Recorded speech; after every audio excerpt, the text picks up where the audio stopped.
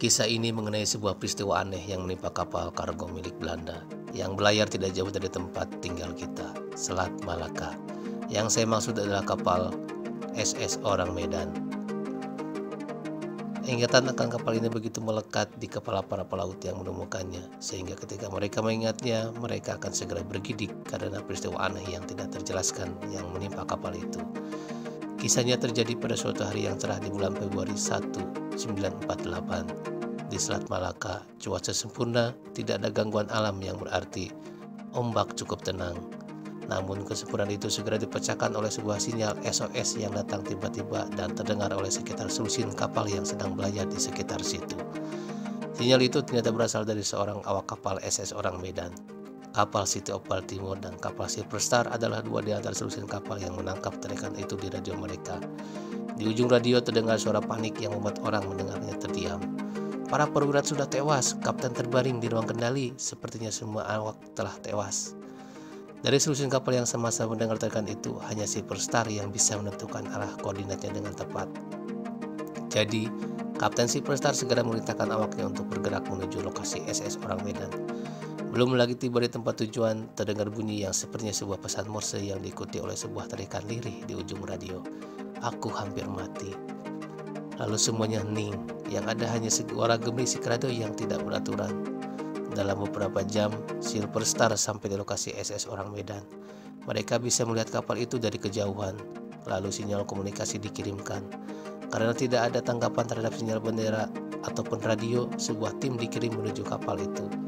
Perlahan-lahan kapal kecil yang membuat tim penyelidik bergerak menuju kapal itu.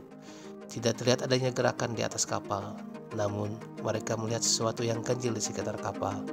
Hiu-hiu bermunculan di sekitar lambung dan tampaknya setiap hiu di Teluk Benggala datang ke sana karena tahu ada orang-orang mati di atas kapal.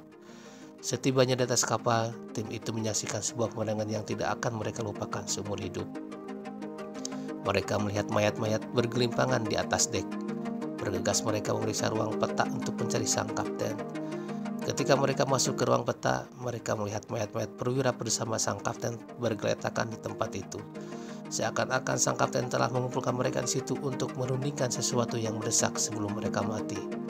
Tapi horor yang mereka jumpai bukan cuma itu. Bagian yang mereka dari mayat itu adalah teror yang terlihat di wajah mereka. Di setiap mayat terdapat wajah pucat penuh ketakutan. Mata mereka menatap ngeri dan tubuh mereka kaku kena rigor mortis atau kekakuan sebelum orang meninggal. Beberapa orang dengan tangan teracung ke atas. Mayat para pelaut yang meninggal atas dek juga mengalami kondisi yang sama.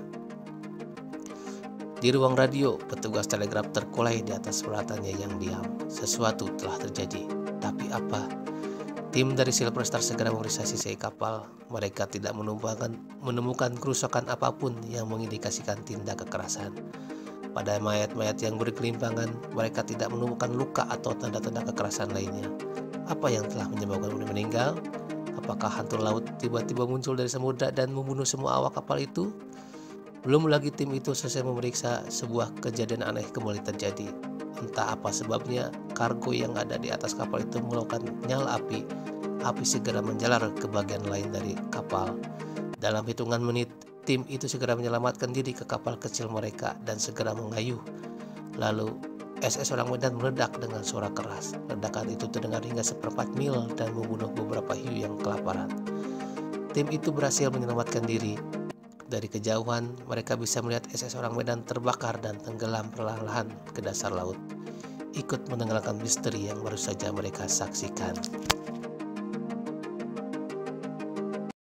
Jangan lupa klik subscribe agar kalian dapat mengikuti cerita-cerita selanjutnya di channel ini.